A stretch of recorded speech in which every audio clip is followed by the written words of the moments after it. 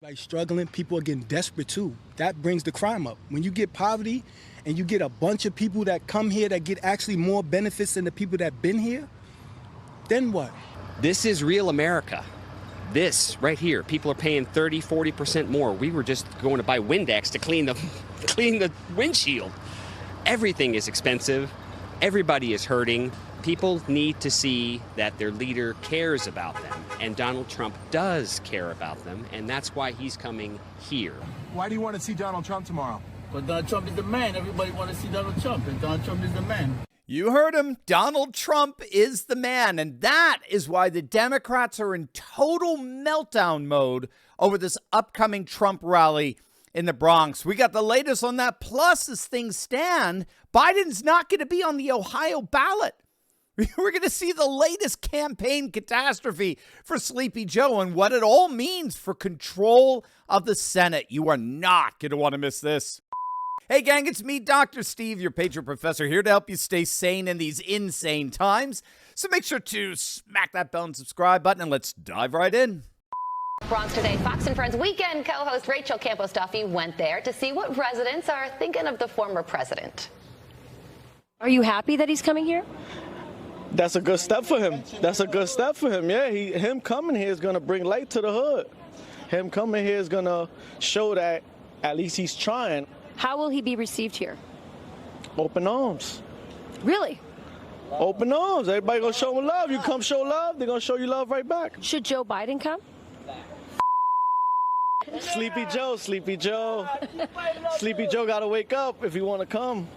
I love the bleep. Fox and Friends weekend co-host Rachel Campos Duffy joins us at RCD. Great to see you as always. Yeah. Let's cut right to the chase. The question everybody wants the answer to. After being there and speaking with the people, do you realistically think that New York is in play for Donald J. Trump? Well, the South Bronx is. Yeah. I mean, I was shocked. Honestly, I thought I was going to get a mixed bag. I interviewed dozens of people on a street corner, random. I only had one person who had something negative to say about Donald Trump. Wow. Everybody else was super honored and happy that someone was going to come and see the degradation of their neighborhood. They are so unhappy. Crime, inflation. They just are like, yes, please, somebody come and show us some love. Now, this is huge. Seriously, what you just saw there is so absolutely huge because at one level, it's 2016 all over again.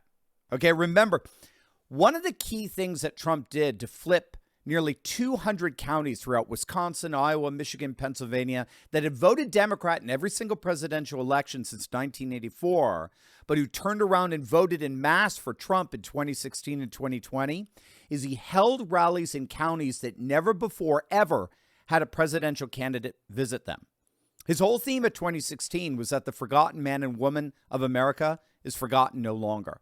And that's exactly the sentiment you're hearing right now. People in the South Bronx feel abandoned. They feel like their politicians aren't listening to them or taking their concerns even remotely seriously. And here's Trump coming to the Bronx saying, in effect, I hear you. I hear you. I believe in you. I represent your values, your interests, your concerns. And you know what? I'm one of you. I've been the victim of a crooked, unjust system, and we together are going to tear it down. That's an incredibly powerful message for not just the people of the Bronx, but in big cities all throughout the swing states. And that's the next level of what we're seeing here. So we saw Trump galvanize the rural vote in 2016 and 2020 with his rallies. But now he's doing the unthinkable. He's galvanizing the urban vote. He's galvanizing a vote that the Democrats absolutely, totally, completely depend on to maintain their power. I mean, outside of, disgruntled single women in their 40s, no one else votes for him, right? Well, no, not really. But remember, Trump doesn't have to win the cities. He doesn't have to win outright the urban vote. He doesn't have to win the Bronx or Philadelphia or Detroit or Milwaukee. He just has to shave off a significant portion of Biden's margins with that vote. That's it. Just thin out Biden's margins, and the election is his in a landslide. And he's doing it. He's really, check this poll out that just dropped from New York. It's from Siena Research. I mean, gang, take a look at this. Biden's lead over Trump is now in the single digits, 9 points, in a state that voted for Biden by nearly 25 points in 2020. And to make matters even worse, Biden's lead shrinks to 7 when RFK is added to the mix. 7, gang. A 7-point lead in a plus 27 Democrat constituency. That's what they found in the poll sampling. There were 27% more Democrats among those who were surveyed in New York in this poll. Again, that would tend to overlap with the results in New York in 2020. But not now. If polls like this one are accurate, we are seeing a dramatic collapse in support for Biden among Democrats. But of course, you'll never hear that from the mainstream media. I mean, you all know that with the current climate of the media industry, navigating the sea of bias and misinformation is exhausting. Staying informed on the many perspectives is so valuable, but it's getting harder and harder. And that's why I rely on our sponsor, Ground News, to streamline my research. Ground News is available as a website and an app, and instead of sifting through multiple sources myself, trying to see every angle of a particular news story, Ground News actually does it all for me. Let me show you how it works. It's awesome. Take this article on Trump's lead over Biden in 6 of the 7 swing states. Now, when I use Ground News, I can see that exactly 61 articles have covered this story. But interestingly, 60% of the sources are right-leaning. So is any wonder why the left isn't covering this story?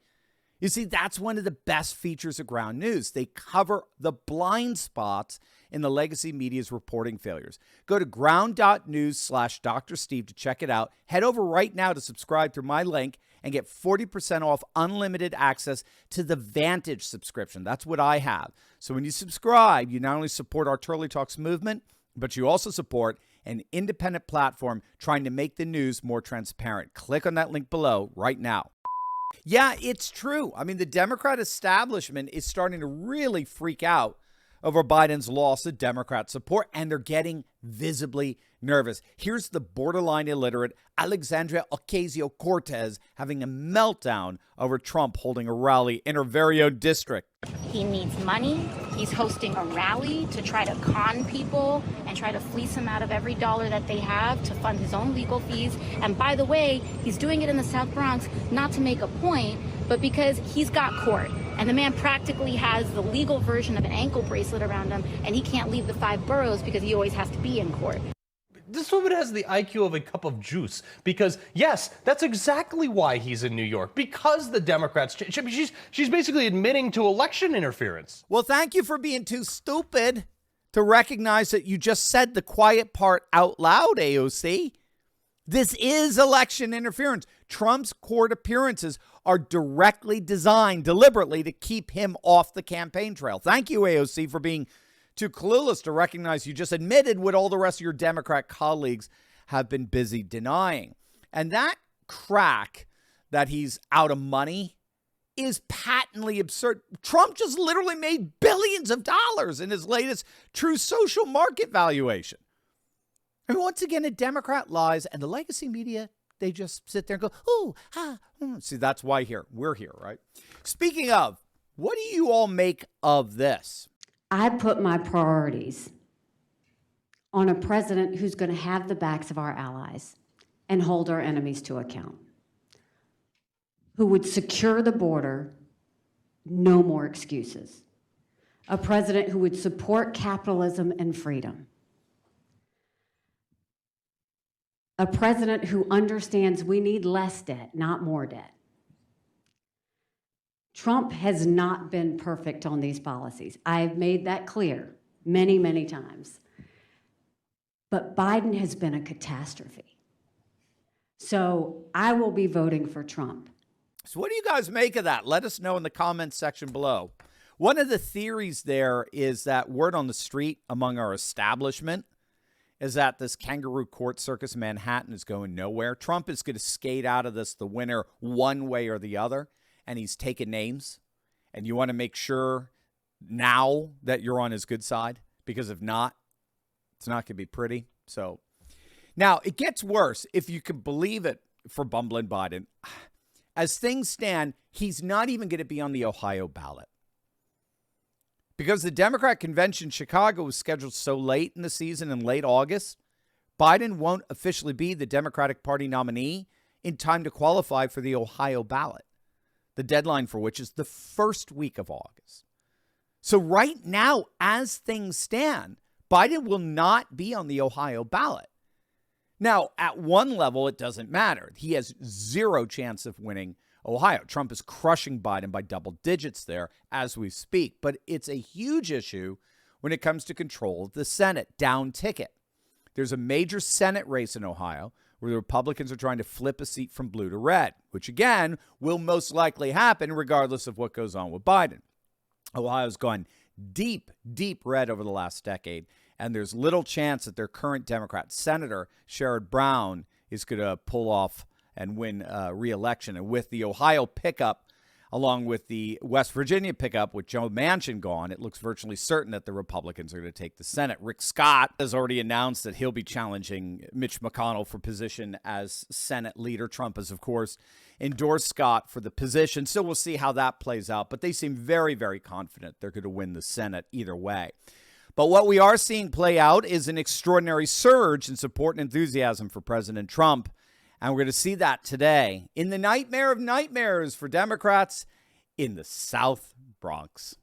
Here's your opportunity to tell big tech tyrants where they can stick it. Click on that link below and download our brand new cancel-proof Turley Talks app, and you can sign our special declaration of restoration. That's our petition to big tech that declares a new day is dawned. They are no longer in control, and we are taking our nation back. We've already got over 1,000 signatures of courageous patriots, and yours is next. Click on that link below or go to fight.turleytalks.com right now.